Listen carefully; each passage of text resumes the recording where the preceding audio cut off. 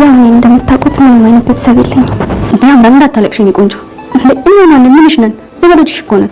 የዘመድ እኮ ቋንቋ ነው። እንዳንቺ ብትሆኚ እኛን ቀርበሽን አይደል እንደዚህ በሽምግልና እንዲላክልሽ የፈለግሽው? እና ተፈቅዷል ማለት ነው? እንዴት ነው ሲምባ? አለሁ ጋሽ ላይኩን ባልሰራው ስራ ነው እየተንከራተትኩ ነው። አይዞህ በቅርቡ ፍትህ ማለት አይቀርም። ህጉና በህገወጥ ምስጦች ታወሩ ቤት በኩል ፍትህ ይገኛል። እንግዲህ ኩይሳውን አግኝተን ላያቸው ላይ ደረምሰን እስከምንቀባቸው ድረስ የተወሰነ ሰዓት እንታገሳለን። ችግሩ እኮ እነዚህ ምስጦች ቤታቸውን የሚሰሩት ውስጥ ለውስጥ ነው። የሆነ ሰው ወጥ ብሎ ስለማስገባት ካልሆነ በስተቀር በቃ ይሉ ምን አደርግ እማዬ ያው ሽማግሌ ካላክ የዘመዶቿን ቤት ራሴ አፈላልግ ሄዳለሁ እያለች እና በዚህ ሰዓት ቀልዳለሁ።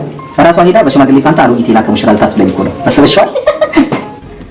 አቶ ላይኩን ይሄ ነገር ምን ሀሳብ እንደሆነ ነግሬኝ ነበር። ምን ልታደርግ ነው? እና አርሜ ልክ ባልሰራ ወንጀል እየተሸለኮለክ መኖር ፈልከው ምን ብዬ ነበር? ፊት ለፊት መጋፈጥ አለበት ብዬ ነበር። ቆይ ከነገር የሚጋፈጠው ገንዘቡም ስልጣን ካለ እነሱ እጅ እኮ ነው። ትምህርት ደግሞ እኛ እጅ ናቸው። ከኛ እውነት የነሱ ውሸት ደግሞ ሺህ ጊዜ ይበልጣል። ይሄን ደግሞ ላይኩን ደጋግሜ ነግሬሃለሁ። እኔም በዳዳ ሀሳብ እስማማለሁ። ቆይ እሱ ማን ስለሆነ እንደዚህ ከህግ በላይ የሚሆነው? አመሰግናለሁ።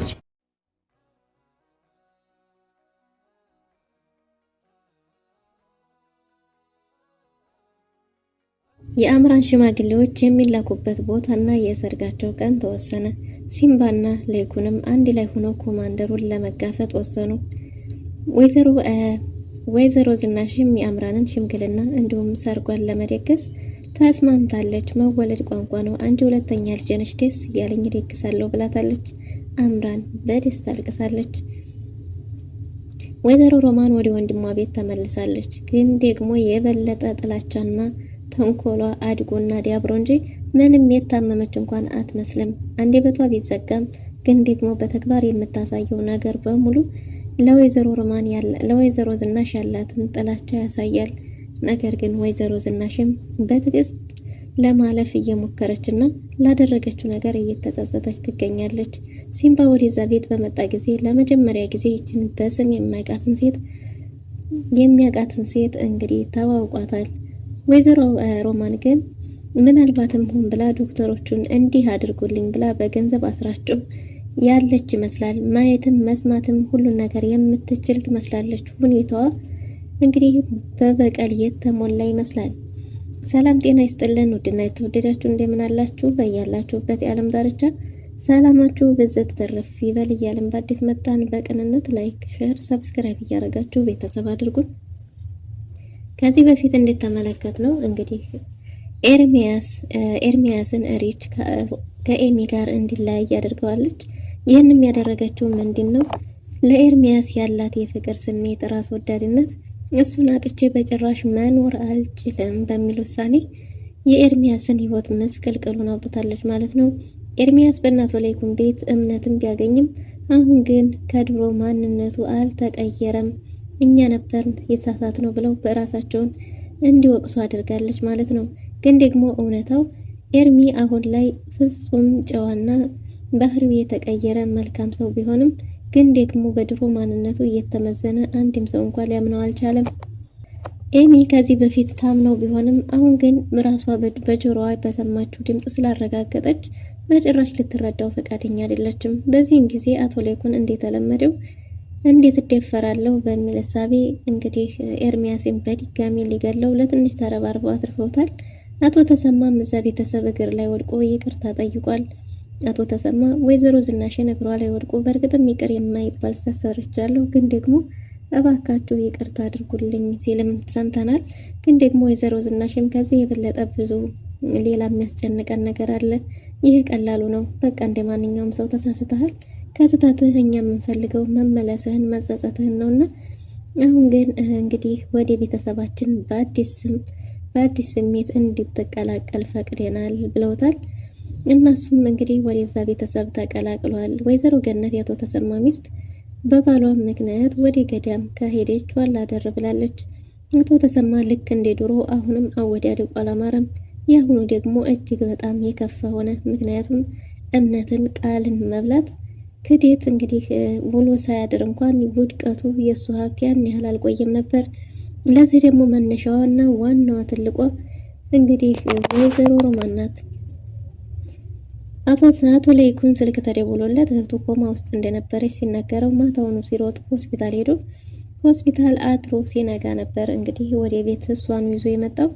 ወይዘሮ ዝናሽ የሮማን ወደዛ ቤት መምጣት ባያስደስታትም ግን ደግሞ ምርጫ ስለሌለ ለለይኩን ስትል አምና ልትቀበል ፈቅዳለች። ግን ደግሞ ወይዘሮ ሮማን እዛ ቤት እግሯ ከረገጠበት ሰዓት ጀምሮ እይታዋ የነበረው ወይዘሮ ዝናሽ ላይ ነበር እና ወይዘሮ ዝናሽም አሁንም ቢሆን ክፋትና በቀል ነው አይኗ ላይ እያዩ ያለሁት፣ ይቺ ሴት በጭራሽ ከጥፋቷ ከስተቷ የምትማር አይደለችም ብላለች። አቶ ለይኩን እባክሽ ዝኑ እያለ ባለበት ጊዜ እንግዲያውስ ይቅርታ፣ እኔ ወደ አንቺ ጋር ስመጣ ቤተሰቤ ላይ እንዳደርሽ ላስጠነቀቅሽ እንጂ በጭራሽ እኔ ለአንቺ ተንኮል አስቤ አልነበረም። ስለቱንም ቢሆን ላስፈራራሽ ነበር የመጣሁት። ስለዚህ እባክሽ ይቅርታ አድርጊልኝ ስትላት የታመቀ በቀልና ክፋት ይታይባት ነበር። አቶ ለይኩን ከሲምባ ጋር ተቀጣጥሮ ሲምባ ጋር እንደሚገናኝ በነገራት ጊዜ ወይዘሮ ዝናሽ አንተ የሰራኸው ስራ ልክ ስላልሆነ ሲምባ የሚያዝነውና የሚቀየመኝ እኔን ነው እያለች ነበር። ግን ደግሞ አቶ ለይኩን አሁን ትልቅ ውሳኔን ወስኗል። ይህን የመሰለ ፋይል እያለን የልጅ አባት ሲንከራተት ጎዳና ለጎዳና ድብብቆች ሲጫወት ማየት አልፈልግም። በነፃነት ፊት ለፊት እንዲጋፈጥ እፈልጋለሁ። ለዛም ደግሞ ጥላቶቻችንን አንድ ቤት ሆነን እንጋፈጣለን የሚል ውሳኔ ወስኗል። አቶ ለይኩን የወሰነው ውሳኔ ይጅል ቢመስልም ግን ደግሞ ቁም ነገሩ እነዛን ሆዲያሞች ማጋለጥና መቀመቅ ማውረድ የሚቻለው በአንድ ሰው ትከሻ ሳይሆን ሁላችንም ስንረባረብ ነው። ለዛ ደግሞ ያለው ዶክመንት በቂያችን ነው ብለዋል። ግን ደግሞ እዚህ ጋር የተረሳችው ወይዘሮ ዝናሽ ናት እና አቶ ለይኩን ይሄንን በማድረጋቸው የተበሳጨው ሲምባ ለራሱ ሳይሆን ከኔ የበለጠ ህይወቷ አደጋ ላይ ያለው ዝና ፋንቱ ናት፣ እሷ መረሳት የለባትም እያለ ነበር። ግን ደግሞ አቶ ለይኩን ሲምባ ጋር በተገናኙ ጊዜ ሁሉንም ነገር አስረድቶታል። ዝናሽና ለይኩንም ምንም ነገር የሚደባበቁት ነገር እንደሌለ በነገረው ጊዜ ይህንን ማን የራሴ ጠንቅቄ ያውቃለሁ፣ ግን ደግሞ እማዝነው በሷ ነው ባንተ አይደለም። ምክንያቱም ያቺ ሴት ህይወቷን አደጋ ላይ ጥላ ነው ይሄን ነገር ለኛ ያመጣችው። ስለዚህ እሷን መታሰብ አለባት፣ አንድን ሰው ብቻ አይደለም ማዳን ያለብህ ብሎት ነበር። ወይዘሮ ዝናሽም ለይኩንና ሲምባ እንዳይገናኙ ፈልጋ ነበር። ግን ደግሞ አቶ ለይኩን ከዚህ በኋላ ምንም ነገር ቢሆን ብቻውን እንዲሆን አልፈቅድም ብሏል። እስከዛሬ ድረስም ያው ስሙ በወንጀለኛ ስለሚነሳ ያው ወንጀለኛ ነው በሚል እሳቤ ነበር እንጂ እውነቱን ካወቀ በኋላ አቶ ለይኩን ሲምባም ሆነ ልጄ ዳግም ሲንከራተቱ ማየትን አልፈልግም፣ እኔም ይመለከተኛል፣ እኔም የቤተሰቡ አንድ አባል እስከሆንኩ ድረስ እንደነዚህ አይነት ሆዳሞችን ማጋለጥ አለብን፣ ከጎኑ መቆም አለብኝ ብሏል። ወይዘሮ ሮማንን ዝናሽ ጋር ጥሏት በሚሄድ ጊዜ እባክህ ጥለኸኝ አትሂድ እያለች ነበር። ወይዘሮ ዝናሽ እንዲፈርተሽ ነው እንዴ እያለ ነበር አቶ ለይኩንም። ግን ደግሞ ወይዘሮ ዝናሽ ፍራቻ ሳይሆን ለሁሉም ነገር አንተ ብትኖር ይሻላል ብዬ ነው፣ በዛ ላይ ደግሞ ሲምባ በእኔ ላይ ያዝናል፣ ስለዚህ አትገናኙ ብለው ነበር። ግን ደግሞ ሲምባ ደውሎለት በቃሉ መሰረት አቶ ለይኩንን እየጠበቀ እንደሆነ በተናገረ ጊዜ ነበር ሲሮጥ ሄደው። አምራን የሰርጓ ቀን ተቆርጦ ሽማግሌ የሚላክበት ተቆርጦ፣ ግን ደግሞ እሷ ቤተሰቦቿን በልጅነቷ ስላጣች ለማን ይላክ የሚለው ነገር ጭንቅጥብ ሆኗል። እንግዲህ የዶክተሩም እናት መጀመሪያ ወላጅ ቤተሰብ እንደሌላት ተነግሯቸው ቢስማሙም ግን ደግሞ ወግና ባህሉ መቅረት የለበትም መቼም የሩቅ ቢሆንም ጓደኛ ዘመድ አይጠፋምና ሽማግሌ የሚቀበል የለም ወይ ባሉ ጊዜ እንግዲህ አምራንም ለመጀመሪያ ጊዜ ይህን በተጠየቀ ጊዜ ስታስብ የነበረው የመጡላት እና ወይዘሮ ዝናሽ ነበሩ። እዛ ቤተሰብ ላይ በእርግጥም ብዙ ግፍና በደልን ብታደርስም ግን ደግሞ ይቅርታ የማይሽረው ነገር ስለሌለ በጊዜ ይቅርታ ጠይቃ ይቅርታም ሳይሆን ብቻ ሳይሆን በተግባርም ያንን ቤተሰብ ከብዙ አደጋ ለመታደግ ችላ ዶክተሩ እናቱ በታከተችበት ጊዜ መጥፎ ስራን ሳይወድ ተገዶ ሊሰራም እንኳን ቢሆን እሱን ሳይቀር አጋልጣ ብዙ መልካም ስራዎችን ሰርታ የወይዘሮ ዝናሽ ልብ ውስጥ ለመግባት ትችላለች ማለት ነው። ይሄ ደግሞ ለዛሬው ቀኗ የተሳካ እንዲሆን አድርጎታል። አምራን የድሮዋን አምራን ተንኮለኛዋን ትታ አሁን ባለችው በማንነት በመልካሟ አምራን ማለት ነው በእጮኛዋ በዶክተሩ በኩልም እምነትን እንዲሁም ደግሞ በነ ለይኩን ቤተሰብ ውስጥም ያቺ የምናቃት አምራን ናት ወይቼ የሚል ሌላ ማንነትን መፍጠር ችላለች። እናም እንግዲህ በዚህ ማንነቷ እሷ እንደዚህ ነው ብለ ሀሳብን አመንጭታ ማንም ሰው አለመቀበል አይችልም። እናም በዚህን ጊዜ እነ ወይዘሮ ዝናሽን መጠየቅ ቢከብዳት መጀመሪያ ያደረገችው እንግዲህ ናሆምን አግኝቶ ለናሆም ማማከር ነበር። በእርግጥም ለማከር የፈለኩት ኑሐሚንም ቢሆንም ኑሐሚን ስልክ እያነሳችልኝ ስላልነበረ በሰዓቱ ለዛ ነው አንተ ማውራት የፈለኩት ጉዳይ ይሄ ነበር ብላ ቶሎ ብላ ወደ ጉዳዩ ነበር የገባችው። እናም ይሄ ጉዳይ ምንድነው? ያው ቤተሰብ እንደሌለኝ ታውቃለህ፣ ግን ደግሞ ሽማግሌ እንዲላክልኝ ፈልጌ ነበር። መጀመሪያ ቢረዱኝም ግን ደግሞ ወግና ባህሉ መቅረት የለበትምና ሽማግሌ መላክ አለበት ተባልኩኝ እያለች ነው። ሽማግሌ መላክ እንዳለበትና ሽማግሌ የሚላክበት ሰው እንደሚያስፈልጋት በተናገረች ጊዜ እንግዲህ ናሆምም እና ምን እንርዳሽ ምን ፈልገሽ ነው በተባለች ጊዜ እኔማ ከእናንተ የሚያቀርብ ዘመድ ስለሌለኝ እናንተ ቤት እንዲላክልኝ ፈልጌ ነው የሚል ሀሳብ አንስታ ነበር። በዚህን ጊዜ ናሆም እጅግ በጣም ደስተኛ ነበር የሆነው። እና ታዲያ ይሄ ከኔ የበለጠኩ እንዲያውም እማዬ ብትሰማ ደስተኛ ነው የምትሆነው። ስለዚህ በደስታ ነው የሚቀበሉሽ፣ እንዲያውም ሰርጉንም እንደግስ ማለታቸው አይቀርም እያለ ነበር ናሆም። አረ ሰርጉ ቀርቶብኝ ሽምግልናውንም ከተቀበሉልኝ ይሄም ለኔ ቀላል ነገር አይደለም፣ ምክንያቱም ከናንተ የሚያቀርብ ቤተሰብ የለኝም ብላለች። ናሆም ታሪኳን ካወቀ ጀምሮ በእርግጥም ለአምራን ማዘን ከጀመረው አላደር ቢልም እንግዲህ አሁን ደግሞ ጥሩ እህትና ወንድም ነው፣ ጥሩ ቀረቤታ ኑሯቸዋል።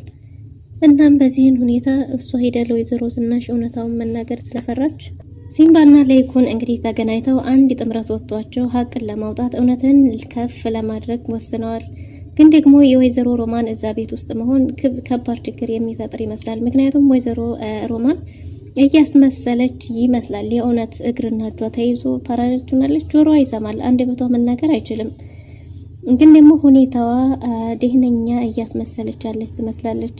ግን በዚህ ሁኔታ ላይ እንግዲህ ሲምባ በጭራሽ እኔ ቤተሰብህን አደጋ ላይ እንዲጥል አልፈልግም ቢለውም አቶ ለይኩን እንግዲህ አንዴ እኮ ጀምሬዋለሁ እያለ ነው። ግን ደግሞ የአንድን ሰው ነፃ ለማውጣት ብለህ ለጓደኛ ብለህ ሙሉ ቤተሰቡን ወደማይወጣው ችግር ውስጥ ከተሃል ብሎት ነበር። ግን ደግሞ አቶ ለይኩን ሲምባ ከዚህ በኋላ እኔ እናንተ አንድ መሆን ይኖርብናል። እኔ ብቻ አይደለሁም፣ ሁላችንም አንድ ሆነን ታግለን እውነትን ካላወጣን በስተቀር ለነዛ ጅቦች ቀን ተቀን ለነሱ እድል እያመቻቸን ነው የሚሆነው። አንተ በየጥሻው እስከ መቼ ድረስ እንዲህ እየተንከራተትክ? አሁን እኔ ቤት ይዤ ሄዳለሁ ባለው ጊዜ በጭራሽ አይሆንም ብሎ ነበር ሲምባ። ግን ደግሞ አቶ ለይኩን እኔ ቤት እንሄዳለን፣ አንተ በአደባባይ ሆነህ እንጂ ፊት ለፊት ጠላቶችህን መጋፈጥ ያለብህ ሽርኩቻ ለሽርኩቻ እየሄድክ አይደለም። አሁን ሁላችንም አንድ ሆነን እነዚህን ጅቦች ይፋ ማውጣት ይኖርብናል፣ ሳይበሉን እኛ መቅደም አለብን የሚል ውሳኔ ላይ ደርሷል አቶ ለይኩን።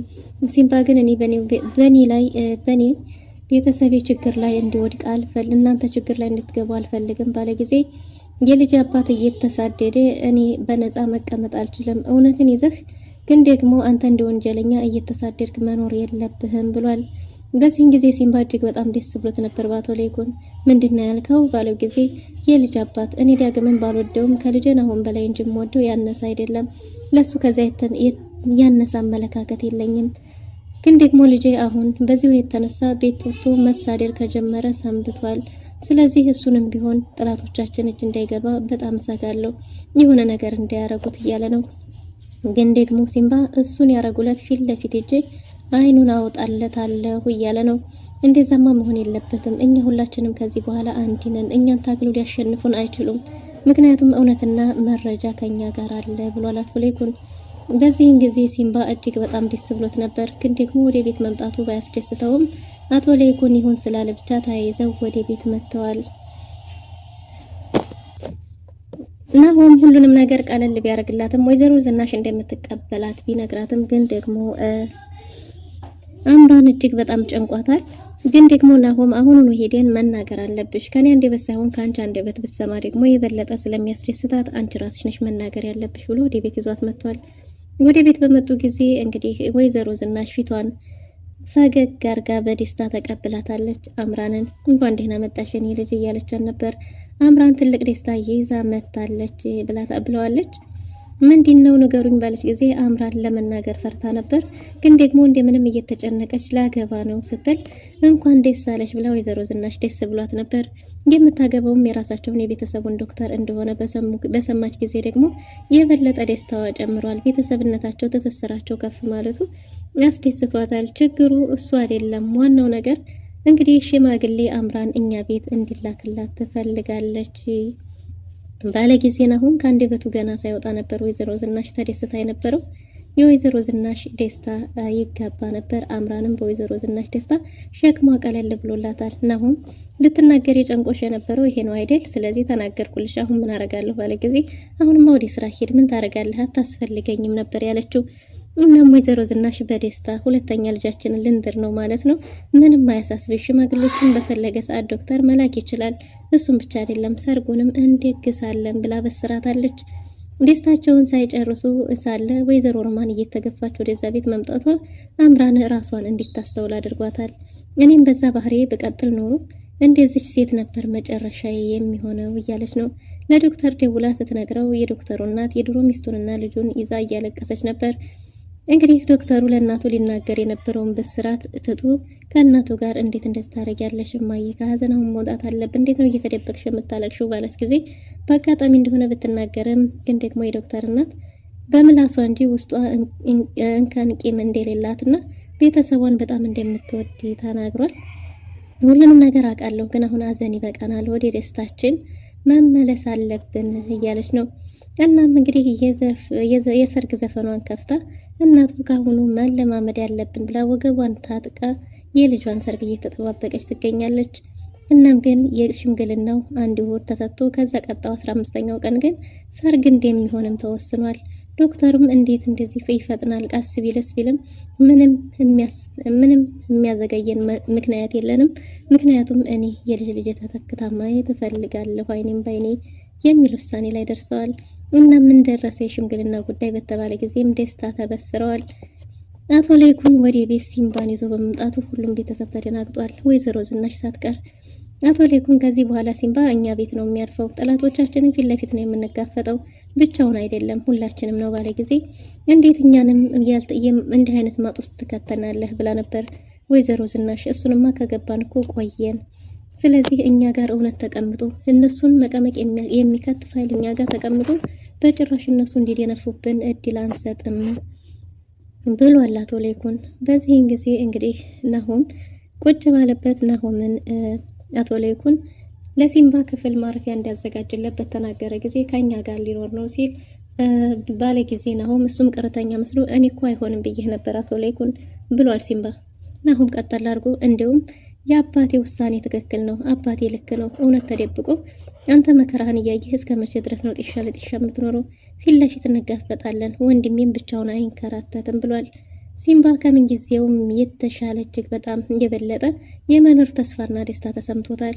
ግን ደግሞ አንድ ነገር መርሳት የለብንም፣ የፋንቱን ጉዳይ።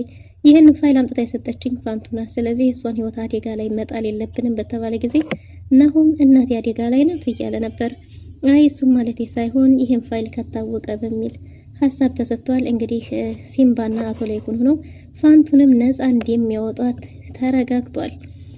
ወይዘሮ ሮማንና አቶ ተፈራ እንዲሁም ኮማንደሩ ሆነው የሚሰሩት ስራ እንግዲህ ቀላል የሚባል እንዳልሆነ ሲምባ ባወራ ጊዜ፣ በነገራችን ላይ ሮማን የምትባለውን ከስም ውጪ በአካል አታውቃትም አይደል ብሎት ነበር። ሲምባማ አላውቃትም፣ ግን ደግሞ የነዚህ ሶስቱ ጥምረት እጅግ በጣም ከባድ ነው ብሎ ነበር። እንግዲህ ያችዋ ሮማን ይህች ናት ብሎ ፊት ለፊት ዊልቸር ላይ ባሳየው ጊዜ እንግዲህ ሲምባም እንዴ የናሆም አክስት ማለት ይህች ናት እያሉ እየተሳለቁባት ነበር። ሮማን እንግዲህ በውስጧ ምን እያቀደች እንደው ባይታወቅም ተንኮል የያዘች ትመስላለች። ወይዘሮ ዝናሽ ልታጎርሳት ብትሞክርም በጭራሽ አፏን ከድና ዝም ብላለች። ናሆም በመከራ ቢያጎርሳት ከናሆም እጅ ከጎረሰች በኋላ ተመስገን ዋናው መብላትሽ ነው ብላ ሳትጨርስ ወይዘሮ ዝናሽ ፊት ለፊቱ ላይ ተፍታበታለች። ናሆም እንደምንም ታግሶ አይ እንዲያንቺ አይደለሁም፣ አንቺ እንደዚህ እንኳን ሆነሽ ምንም ስርዓት የለሽም፣ ካለፈው ስተትሽ አትማሪም፣ ስለዚህ የራስሽ ጉዳይ ነው፣ አትቢ፣ ጥፋቱ የኔ ነው ብሎ አፏን አጽድቶ ወጥቷታል። ሲምባ እዛ ቤት ሊኖር ነው። ወይዘሮ ዝናሽና በሲምባ መካከልስ በቤተሰቡ መካከል ምን ክፍተት ይፈጠር ይሆን? የሶሊያናም ጉዳይ እዛ ቤት ተወርቷል። የልጇ እጮኛ የገደለባት አባቷ እንዲሁም ደግሞ እሷ ነፍሰ ጡር እንደሆነች ተናግሯል። ምናልባትም ልጅቷ አባቷን አሳልፋ መስጠት ባትፈልግም እኛ ግን በተቻለ መጠን ዝም አንልም ብለው ወስነዋል። ውድና የተወደዳችሁ ለዛሬ ነበረን ቆይታ ይህን ይመስል ነበር። በቀጣይ እስከምንገናኝ መልካም